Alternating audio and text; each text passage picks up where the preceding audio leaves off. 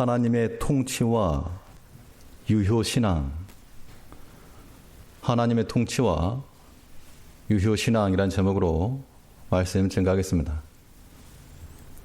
거의 한 3개월 만에 수요 예배, 현장 예배 드리게 되었는데, 우리가 예배하는 것이 하나님 앞에 기쁨이요 감사한 것인 줄 알고, 또 지금 가정에서도 또 함께 예배 드리신 분들 계시는데 다 동일한 마음으로 하나 앞에 은혜를 구하고 또 말씀 함께 나누길 바랍니다. 어떤 이 겨루기나 격투기 경기를 할 때 뭐 많이 때린다고 이기는 게 아니고 점수로 인정되는 유효타를 쳐야지 이기는 확률이 높습니다. 발길질을 많이 해도 무효되는 것을 하면 점수가 안 되고 인정되는 유효타를 날려야지 이기는 겁니다. 우리 영적 싸움이라는 것도 이 마귀와의 싸움이요, 또 우리 자신과의 싸움인데, 이기려면 허공을 치는 것처럼 해서 안 되고 정통을 치고 유효타를 날려야 됩니다. 오늘 본문을 길지만 다 읽은 이유는 이 사사기 19장과 20장은 말하기도 낯뜨거운 그런 내용들로 이루어졌습니다. 성경의 하수구라까지 불려지는데, 그럼에도 불구하고 이것을 기록한 그러한 의도가 있으므로 우리가 알아야 됩니다. 사사기의 전반적인 내용은 왕이 없으므로 자기 소견에 옳은 대로 행하였다. 이것이 사사기의 주제입니다. 그러니까 누가 필요하다? 우리의 참된 왕이 필요하다. 그 왕이 약속대로 오실 것을 소개하고 있는 것이 성경이고, 그 다음 룻기를 통해서, 사무엘을 통해서 계속해서 약속이 주어지고 있습니다. 이 사사기를 통해서 이 사사시대가 왕이 없으므로 자기 소견에 옳은 대로 살아갔던 시대를 가리킨다면, 여기서 우리가 교훈을 삼을 것은 무엇인가? 우리의 섬기는 왕이 있어서, 하나님 우리 왕이시니까 하나님의 통치 아래 살아가는 하나님의 백성들이 되어야 될 것을 우리에게 가르치는 겁니다.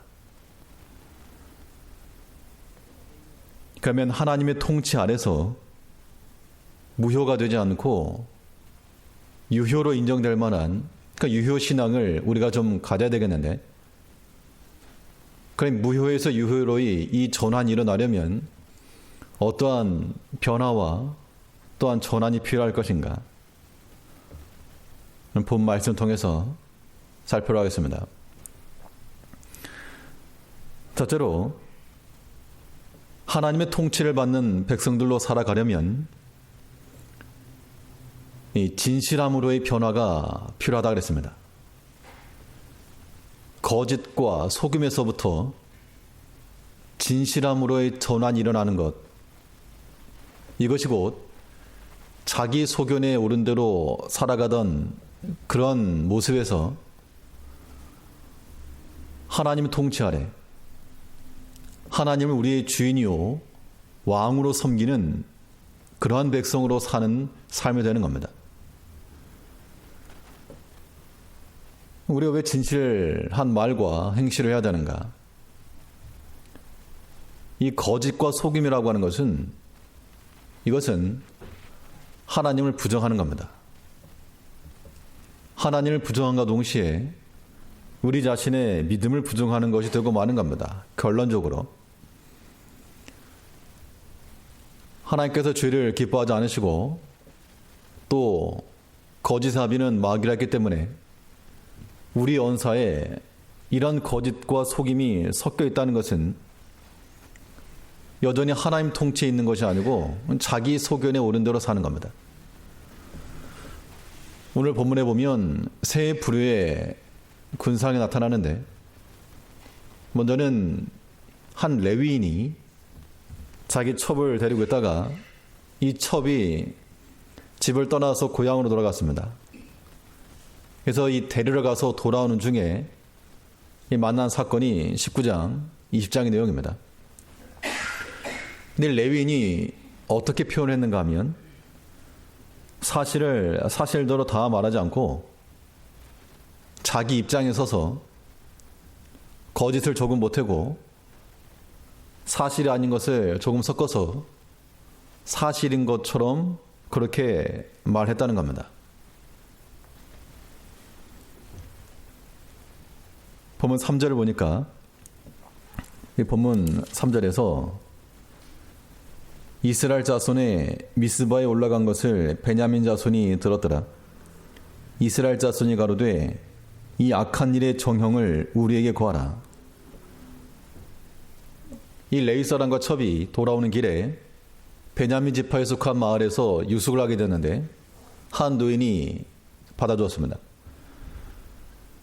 근데 마치 소돔과 고모라에 있었던 그 일처럼 그 동네에 살던 비류들이 이 노인의 집에 찾아와가지고 이 레위인을 끌어내라, 상관하겠다 그랬는데, 이 레위인이 자기가 위협을 받고 그 첩을 붙들어냈습니다. 그래서 그 여인이 이 악한 일을 당하고 결국에는 새벽녘에 미쳐서 죽임을 당했는데, 이 레위인이 그 시체에 칼을 대서 12조각 나눠가지고 각 지파에 보냈다. 12지파에서 이 지파들이 모여서 지금 연합을 이루어서 온 겁니다. 그러면서 하는 말이 도대체 무슨 일이냐, 이 상황을 좀 보고해라. 그럴 때 이 레위인이 뭐라 말했는가 하면 이 5절 6절을 보시면 기브아 사람들이 나를 치러 일어나서 밤에 나의 우고한 집을 에워싸고 나를 죽이려고 하고 내 첩을 욕보여서 그로 죽게 한지라. 내가 내 첩의 시체를 취하여 쪼개어 이스라엘 기업의 온 땅에 보내었노니 이는 그들이 이스라엘 중에서 음행과 망령된 일을 행하였음을 인함이로라.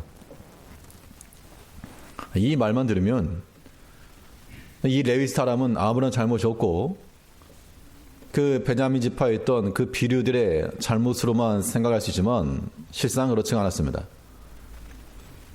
물론 잘못은 그 동네에 있었던 사람들이 잘못한 것이지만 이 레위인도 어떻게 보면 원인을 제공했다라고도 보는 거죠. 지금 5절과 6절에서 설명하고 있는 이 바가 정확한 사실을 말한 게 아니고 그냥 자기 입장에서 자기 위주로 말했다는 겁니다. 나를 죽이려고 함으로 그 레위 사람 죽이려고 하고 한 건 아니었죠. 그런데 실상 어떤 일이 있었는가 하면 그 앞에 19장에서 보면 19장 25절을 보니까 무리가 듣지 아니하므로 그 사람이 자기 첩을 무리에게로 붙들어내매 그들이 그에게 행음하여 밤새를 욕보에다가 새벽 미명에 놓은지라. 사람들이 와서 끌어낸 것이 아니고 자기가 자기 손으로 내준 겁니다. 근데 이 사실을 말할 때는 그건 쏙 빼고 이 사람들이 악하게 해서 우리를 죽이라 그랬다. 또 26절을 보니까 19장 26절에서 동틀 때에 여인이 그 주인의 우고한 그 사람의 집 문에 이르러 엎드러져 발기까지 거기 누웠더라. 그의 주인이 일찍 일어나 집 문을 열고 떠나고자 하더니, 그러니까 이 상황을 보면 이 레위인이 그 자기 첩을 내어주고 찾지 않은 겁니다. 아침 일찍 일어나 떠나고자 하더니 아침까지 푹 잤다는 얘기죠. 보통 상식으로는 이해할 수 없는 일입니다. 또 찾지 않고 그냥 떠나려고 그랬는데 문지방이 있으니까 싣고 갔다 그 이야기입니다. 오늘 20장에서 말하는 이 상황을 설명하라라고 하는 이 요구에 대해서 이 레위인은 자신의 그런 입장을 말했지만 전부 다 자기 유리한 쪽으로 말했다는 겁니다. 100% 거짓은 아니지만 또 100% 사실도 아니죠. 그러니까 이러한 것들이 이 사사시대 이 레위인 사람에게 임한 것이 아니고 오늘날 우리들에게도 이런 모습들이 비일비재하다는 것을 우리 스스로가 알 겁니다. 하나님 말씀에 대해서 우리가 스스로 타협을 하고 이 정도는 괜찮다. 이 정도는 상관없다. 하나님 말씀을 내어버리고 이것이 짓밟히는 것을 신경도 안 쓰고 편안히 자고 그 다음날 일어나서 자기 갈 길 가려고 하는 그러한 레위인의 모습을 이 여과 없이 보여주고 있는 겁니다. 우리는 하나님 앞에서 우리 스스로가 사실을 거짓으로 혹은 조금의 거짓과 속임을 섞어서 우리를 변호하고 변명하려고 하는 이것이 사람의 본성일 수 있지만 우리는 그러한 면에서 탈피하고 진실한 입을 확보해야 됩니다.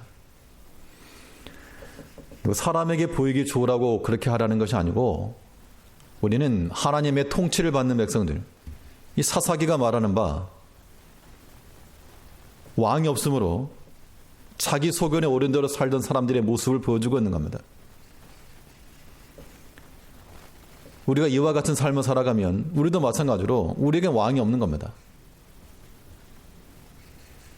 우리가 하나님을 섬기노라 말하면서도 하나님의 통치를 거절하고 여전히 자기 소견에 옳은 대로 내가 말하고 감추고 숨기면 다 숨길 수 있을 것이라는 생각, 그 어리석은 생각에 그러한 일들을 행하게 되는 것인데 이런 것들이 우리에게 큰 불신앙이요 하나님께 대해서는 무리인 겁니다. 하나님께서는 악을 미워하신다 했고 또 거짓된 것도 싫어하신다 그랬습니다.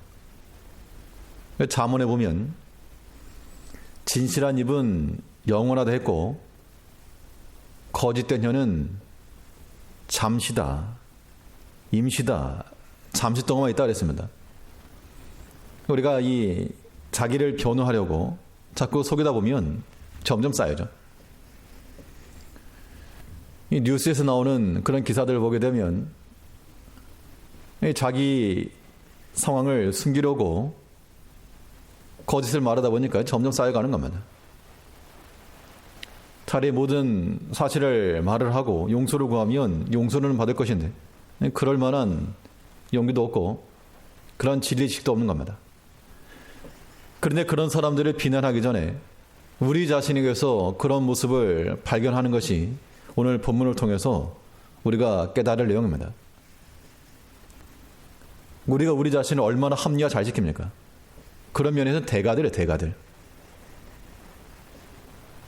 내 형편과 내 입장과 자기 자신을 말하기 위해서 다른 사람의 상황이라 그러면 우리는 한도 끝도 없이 철저하고 냉정한 제3자 입장을 취하지만 정작 자기 자신의 입장에서는 너무나 관대하고 너무나 수용적이고 우리는 하나님 앞에서 또 사람 앞에서 항상 진실한 그런 마음과 행실을 갖는 것이 하나님의 통치를 받는 백성들의 진정한 삶이요 하나님 앞에서 인정을 받는 유효 신앙이 되는 겁니다. 거듭 말씀드리지만 누구 보라고 우리 신앙생활하는 거 절대 아닙니다. 사람의 평가에 민감할 수밖에 없는 우리네들이라 해도 우리의 본 양심은 하나님 앞에서 철저하는 것이 있고 하나님 앞에서 잘하는 것이면 사람에게서도 인정을 받는 겁니다. 그렇지 못한 경우는 잘못된 거죠. 성경에 보면 내가 하나님께 바로 하노라 하면서 그 공경해야 될 어미나 아비를 섬기지 않으면 그것은 고르반이다. 합당치 않다 그랬습니다. 우리는 바른 마음과 양심을 가지고 사람에게 있어서나 하나님 앞에 있어서나 진실한 마음을 가지고 나갈 때 이 영적 싸움에서 정타입니다. 정타. 그것이 우리의 이기는 길입니다. 예수님께서는 자라나실 때 하나님과 사람에게 사랑스러워 가셨다 그랬습니다. 오늘날 우리들의 목적은 사람에게 사랑스러우려고, 사람에게 좋은 걸 보이려고 자녀들이 자라길 바라지만, 그 예수님께서는 하나님께도 사랑을 받으셨고 사람에게도 사랑을 받으셨다. 이 두 가지를 충족할 수 있는 길은 오직 진실함으로 하나님 섬기는 길밖에 없습니다. 그것이 사람에게도 사랑받는 길이 됩니다.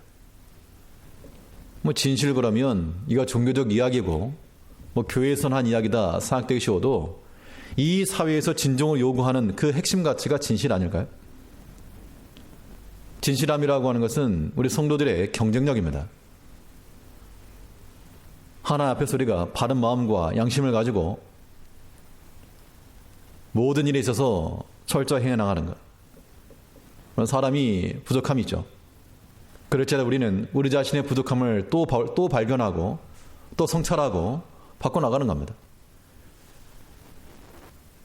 100% 완벽하지 못하더라도 우리의 부족함을 발견할 때마다 새로 고침하고 또 고쳐나가고 악을 버리고 진실함으로 전환시켜 나갈 때 이것이 하나님 앞에 바른 삶이요, 하나님을 왕으로 섬기는, 하나님 통치받는 백성이 되는 겁니다. 아무쪼록 속임과 거짓이 난무한 이 세대 가운데서 또 자기중심적 상황으로 말하고 표현하는 이 세대 가운데서 우리는 항상 진실함을 입에 달고 진실한 말과 행실로서 하나님의 통치를 받아 자기 소견에 옳은 대로가 아닌 하나님의 뜻에 따라 살아가는 하나님의 백성들이 되어야 될 줄 압니다. 두 번째로, 이 하나님의 통치 아래서 인정함을 받는 이 유효신앙이라고 하는 것, 우리가 어떠한 모습을 가지고 살 것인가. 두 번째로 생각해 볼 수 있는 것은 하나님 생각으로의 전환입니다.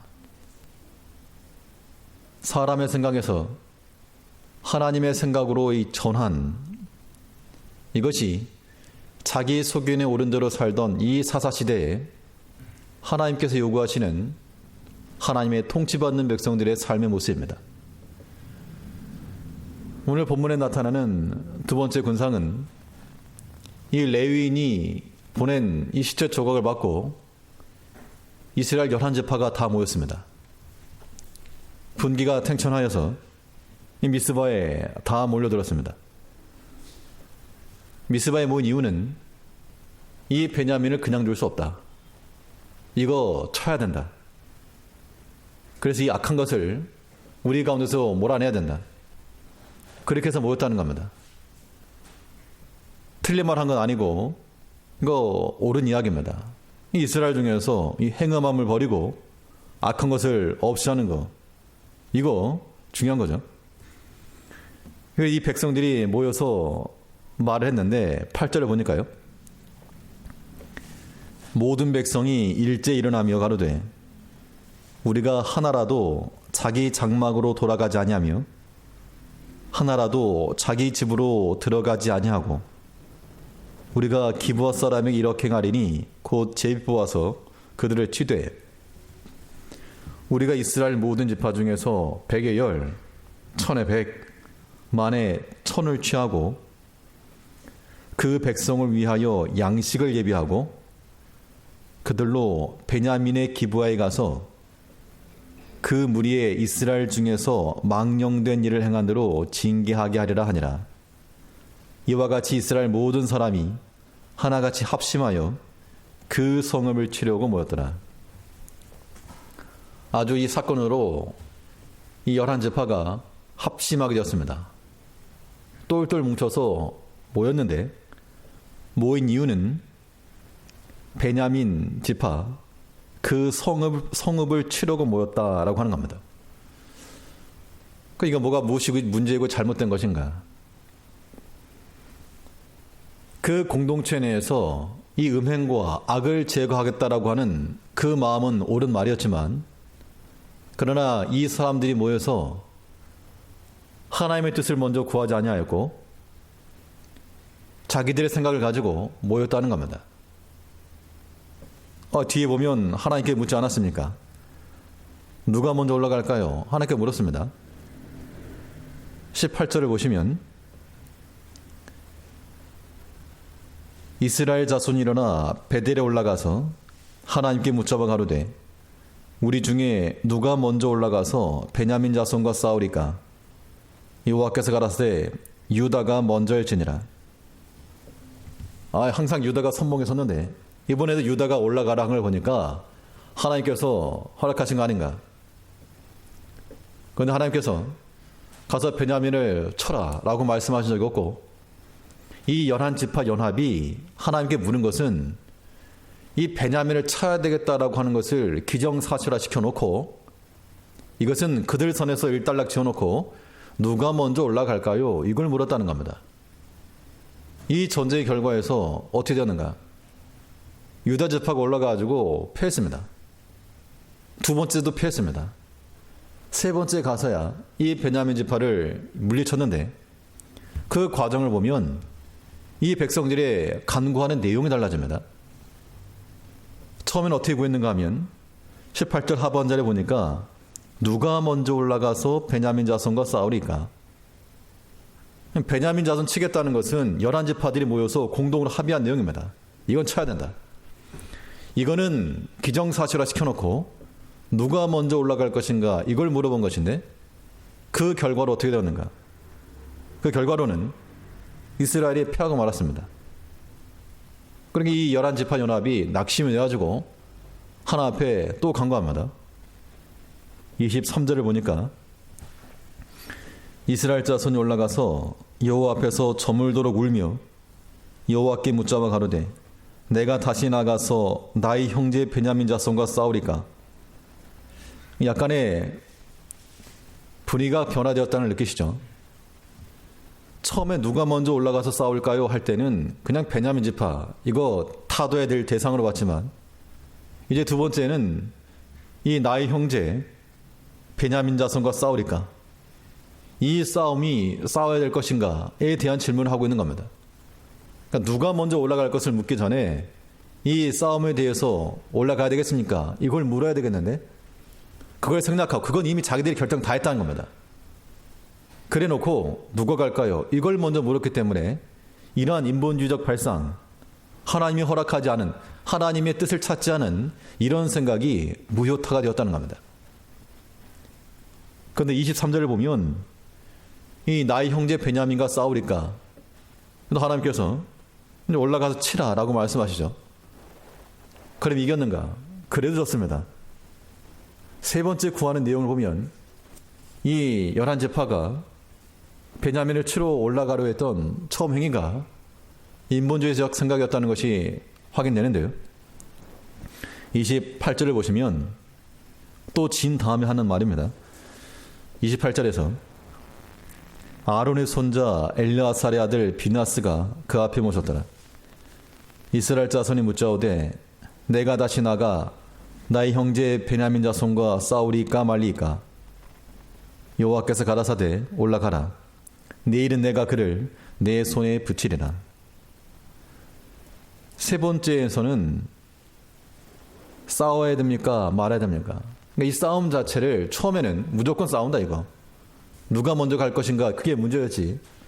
이 베냐민과 싸우러 가는 것은 기정사실이었다는 겁니다. 두 번째에서도 이거 싸워야 됩니까? 말까요는 묻지도 않았고 이거 싸워야 나의 형제 베냐민과 싸우리까? 같이라. 이기겠다는 보장을 안 해줬죠. 근데 세 번째 가지고 이거 싸워야 됩니까? 말아야 됩니까? 처음으로 돌아간 처음으로.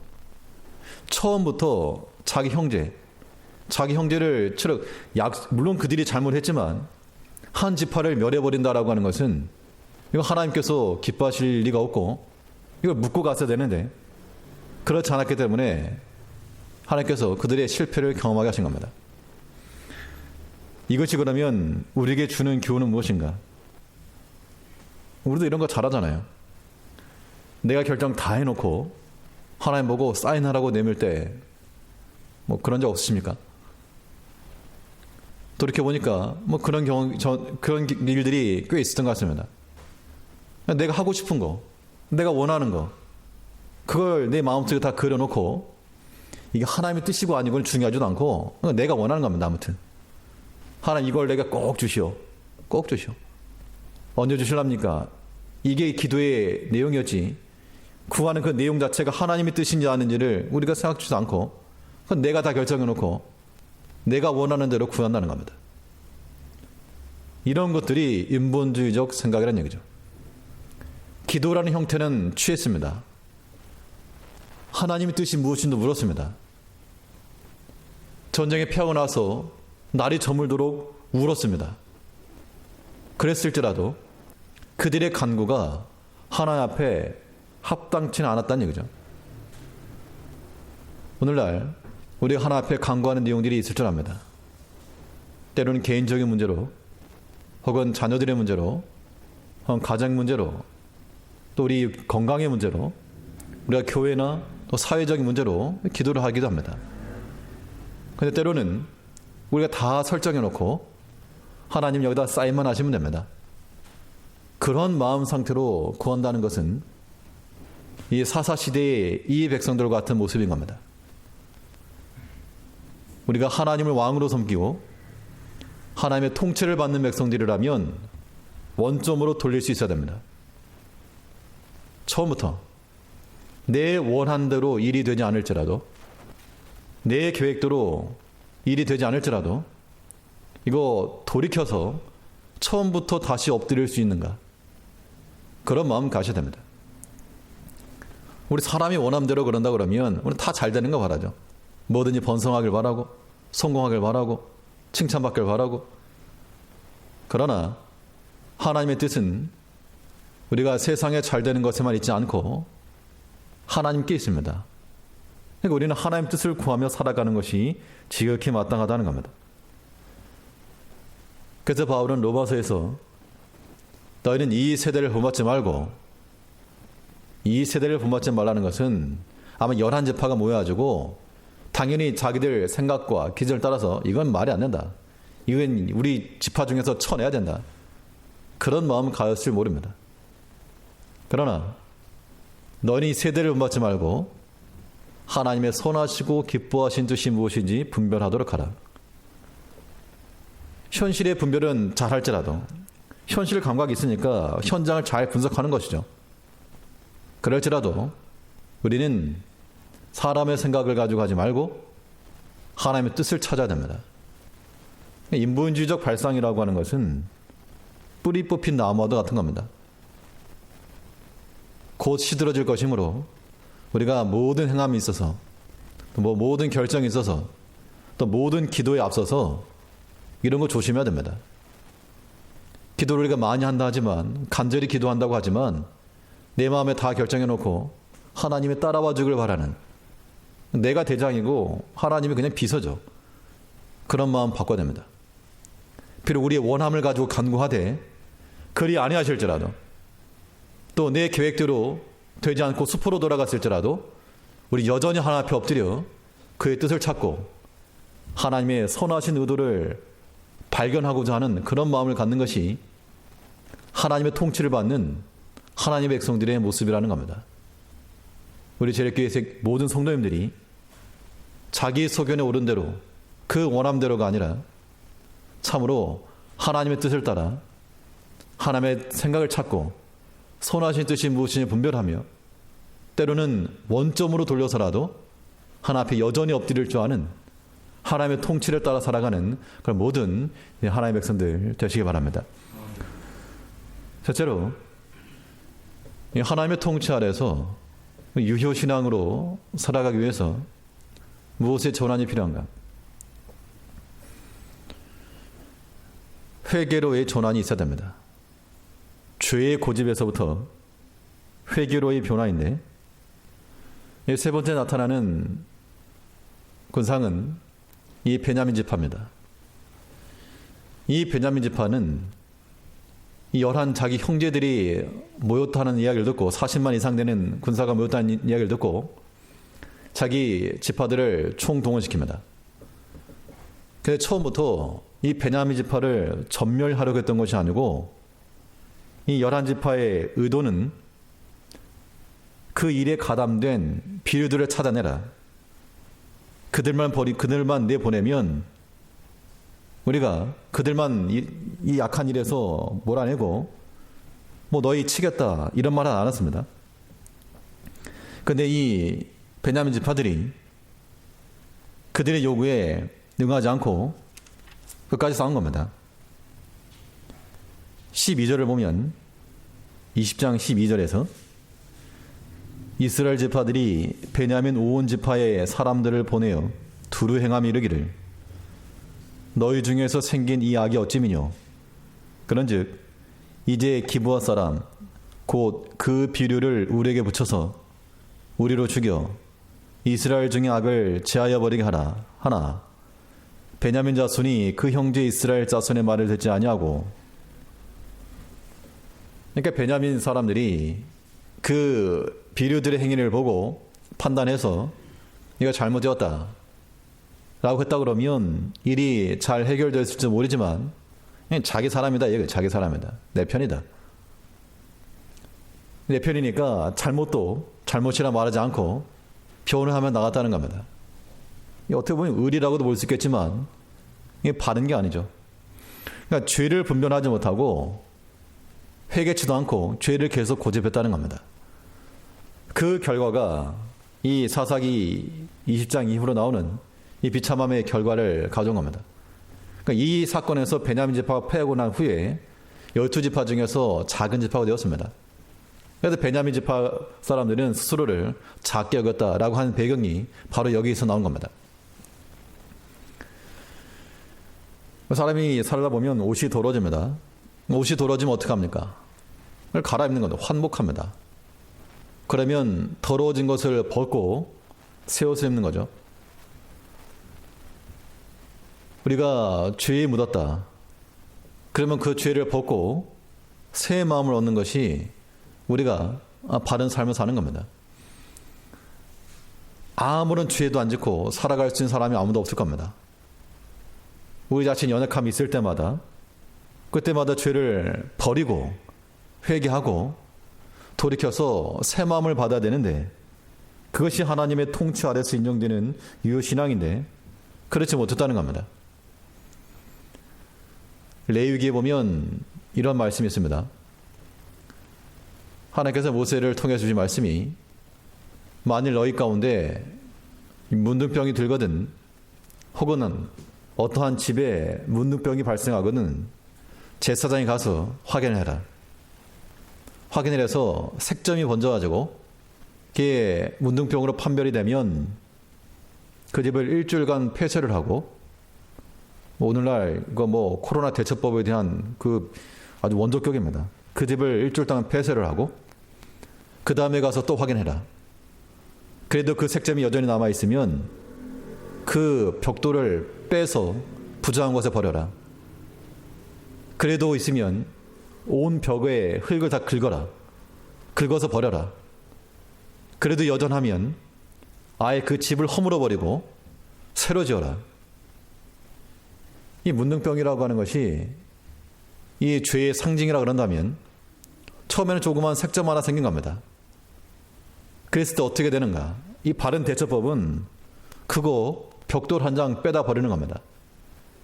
이 붉은 색점이 올라온 거 그 벽돌만 빼다 버리면 나머지는 건전할 수 있는데 벽돌 한 장 빼면 거기에 바람 숭숭 들어온다. 야, 아깝다. 내 거다. 그거 아까워가지고 그 벽돌 한 장 아끼다가 벽을 긁게 되고 전체 집이 허물어지는 겁니다. 그러니까 죄를 고집하면 이런 일이 벌어진다는 얘기죠. 이제 우리가 하나 앞에서 범죄함이 있을 때 이것이 우리 양심으로 깨달아지죠. 하나님의 좌소가 우리 신앙 양심인데 우리의 죄를 범하면 양심이 일단 같이 온다는 겁니다. 때로는 말씀을 통해서나 혹은 권면을 통해서나 아니면 여러 가지 섭리 사건을 통해서 우리가 깨달아질 때가 있다는 겁니다. 그럴 때는 지체 없이 회개하고 돌이키는 것이 우리가 사는 길입니다. 근데 우리 사람들이 얼마나 이 고집들이 센지 자아 존중감을 뛰어넘어서 자기 자존심이 너무 강해가지고 죄를 인정 안 하는 겁니다. 자기 잘못을 인정하기가 어려운 거죠. 그냥 계속 끝까지 불꽃을 붙들고 나가다가 뭐 사람 관계라면 계속 다투는 것이고 하나님과의 관계라면 하나님의 진노를 받는 겁니다. 이것은 사사시대의 특징과 같이 자기 소견에 오른 대로 살아가는 삶의 모습입니다. 악한 것들은 바로 버려야 됩니다. 죄를 그냥 가지고 있으면 하나님의 심판을 받지만 죄를 자복하고 회개하는 자들은 불쌍히 여김을 받는다 그랬습니다. 잠언에서. 이제 우리 모든 연약함이 자기 합리화나 핑계로서가 아니라 하나님 앞에 죄를 자복하고 또 회개함을 통하여 하나님 앞에 불쌍히 여김을 받는 것, 이 긍휼하심을 받는 것이 바로 하나님의 통치를 받는 하나님의 백성들, 그의 복된 자녀들의 삶의 방식인 겁니다. 이제 사사기가 말하는 바, 너희 하나님 없는 백성으로 살지 말라. 하나님을 인정하고 하나님의 통치 아래서 항상 진실함 가운데 또한 사람의 생각 버리고 하나님께 묻고 하나님의 뜻을 찾고 또 모든 죄의 고집을 버리고 회개함을 통하여 새 마음을 얻고 하나님 앞에 긍휼하심을 받는 하나님의 통치를 받는 이러한 모습으로 살아가는 우리 모든 성도님들 되시기를 간절히 바라겠습니다. 예, 기도하겠습니다. 우리를 변함없이 사랑하신 아버지,